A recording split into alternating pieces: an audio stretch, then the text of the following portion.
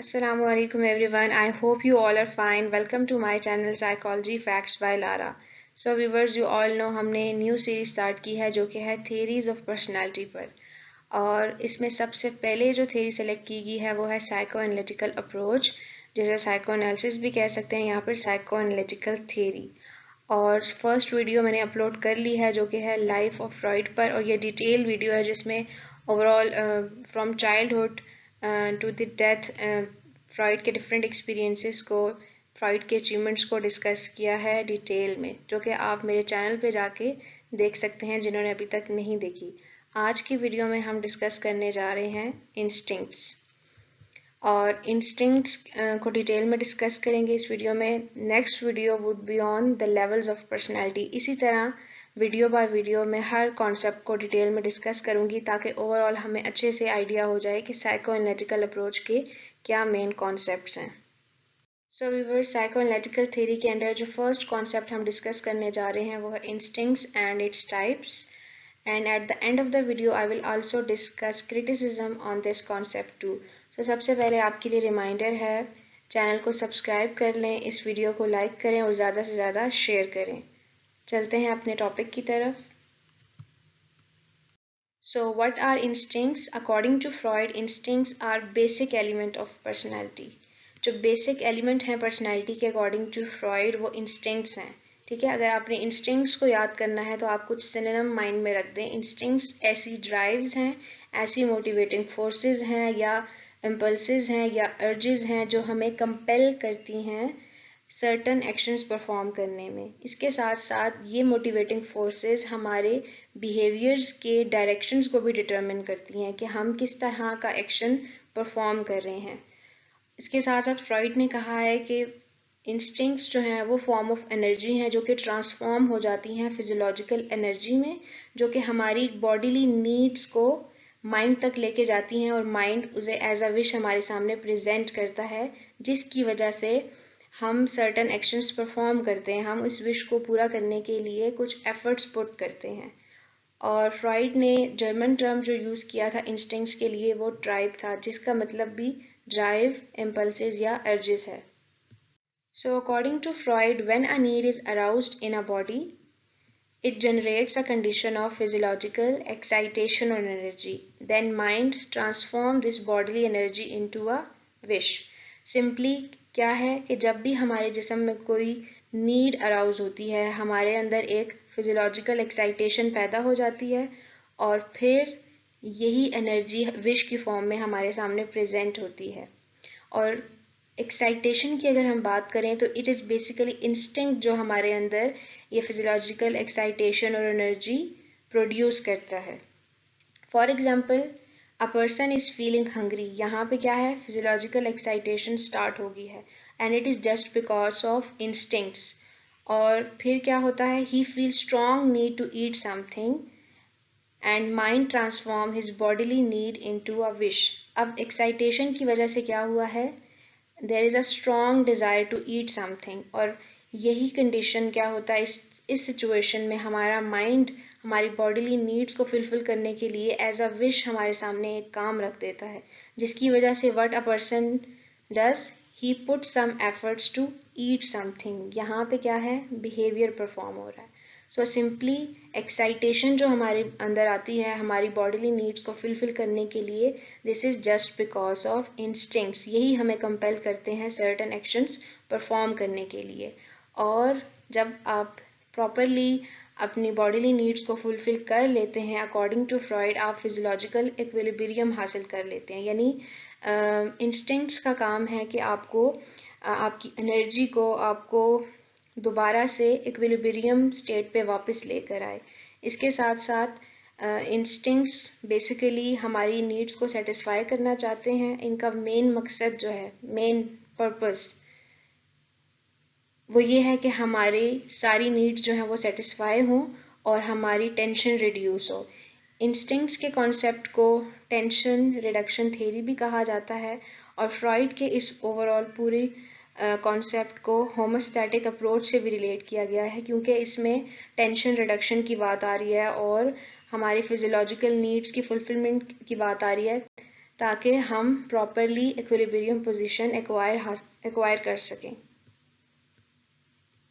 So according to Freud, we always experience certain amount of instinctual tension, कि हर person जो है वो certain amount of instinctual tension लाजमी experience करता है, और we must continually act to reduce it and it is not possible to escape the pressure, कि हर person जो है वो instinctual tension experience करता है और वो कोशिश करता है कि इसको किसी न किसी तरह reduce करे, and it is not possible to escape the pressure, यानी कि हमेशा एक्शन परफॉर्म करना ज़रूरी होगा.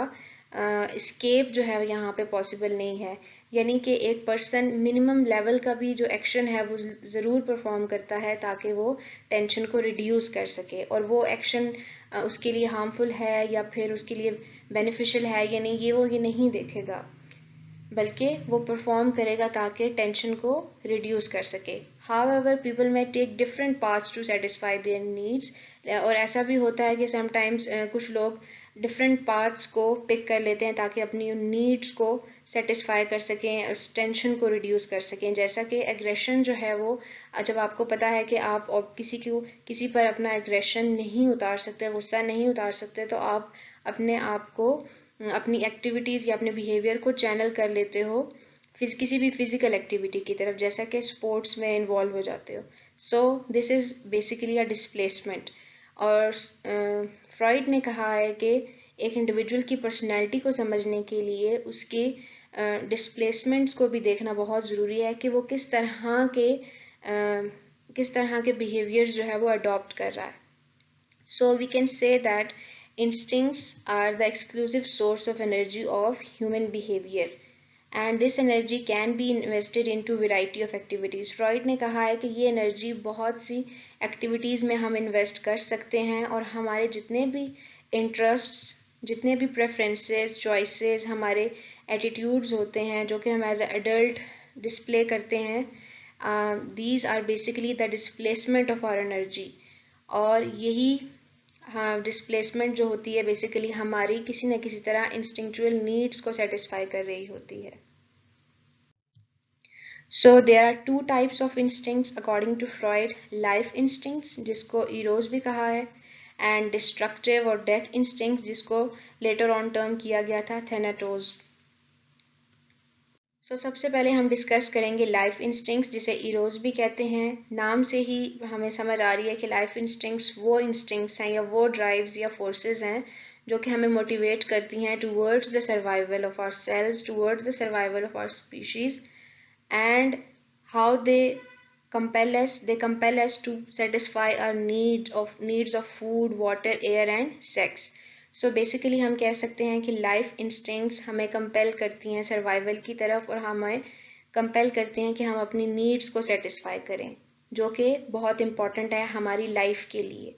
Life instincts basically growth and development की तरफ ओरिएंटेड होती हैं, यानी कि आप माइंड में रखें जो भी अचीवमेंट्स और रिवॉर्ड्स और ग्रोथ एंड डेवलपमेंट से रिलेटेड एक्टिविटीज़ हम परफॉर्म करते हैं, बेसिकली अकॉर्डिंग टू फ्रॉइड वो लाइफ इंस्टिंक्ट्स की वजह से पॉसिबल है.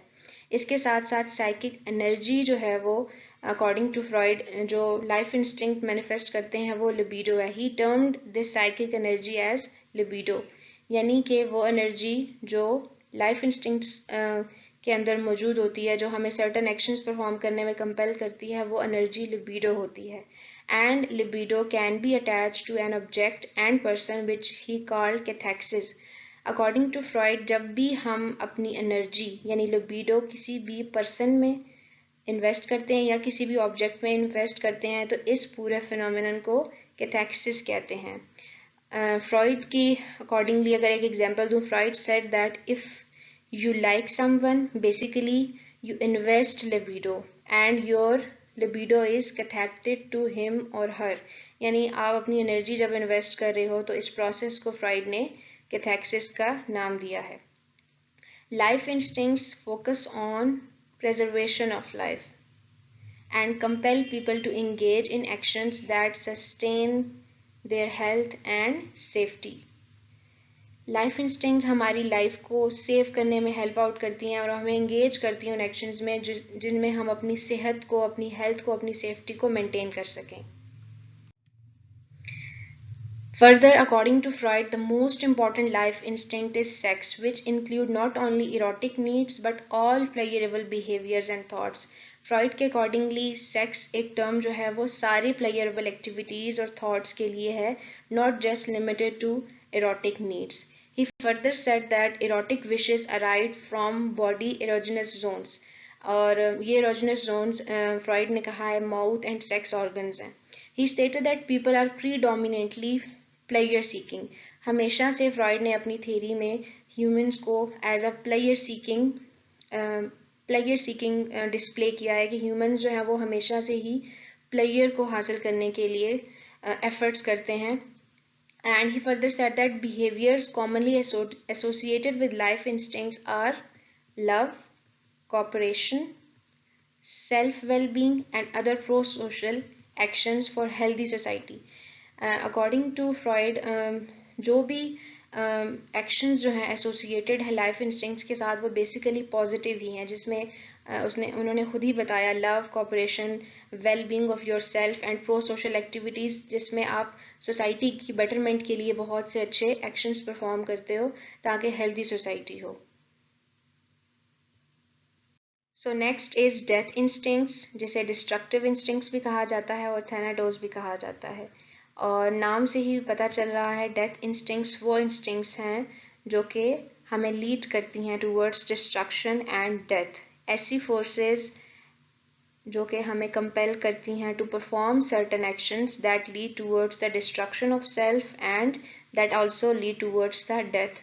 और फ्रॉइड के अकॉर्डिंगली ये अनकॉन्शियस टेंडेंसीज होती हैं. और क्योंकि फ्रॉइड ने पहले मेडिसिन को डिटेल में स्टडी किया है और ये कॉन्सेप्ट जो है वो बायोलॉजी से बोरो किया गया है, क्योंकि in biology there is a concept that every person will decay and die. So Freud ने वहाँ से ये कॉन्सेप्ट लिया है कि हमारे अंदर एक टेंडेंसी है जो पहले से मौजूद है कि हम अपने आप को अनकॉन्शियसली डिस्ट्रॉय करना चाहते हैं और मारना चाहते हैं. One component of death instinct is aggressive drive. Freud ने कहा है कि सबसे इम्पॉर्टेंट कंपोनेंट जो है डेथ इंस्टिंक्ट का वो एग्रेसिव ड्राइव्स हैं. एग्रेसिव ड्राइव्स का बेसिकली क्या मकसद होता है? To destroy, to conquer and to kill others.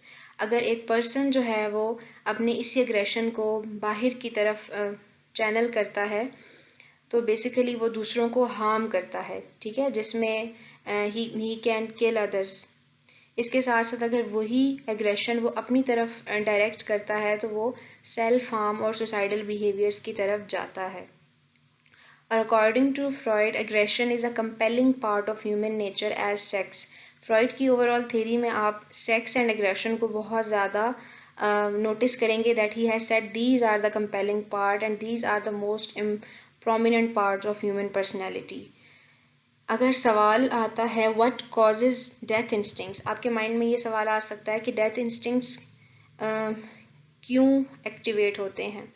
So basically क्या होता है जब एक पर्सन को reality principle pleasure reality principle का कॉन्सेप्ट नहीं पता होता, जब उसको पता हो कि वो अपनी टेंशन को रिड्यूस नहीं कर सकता एक ऐसी एक्टिविटी से जो कि उस वक्त एक्सेप्टेबल नहीं है, so basically he try to go toward the lowest possible point. तो फिर वो अपने आप को मारने की कोशिश करता है बिकॉज ही थिंक्स दैट यही एक्शन, यही एक्टिविटी मेरी टेंशन को रिड्यूस कर सकता है.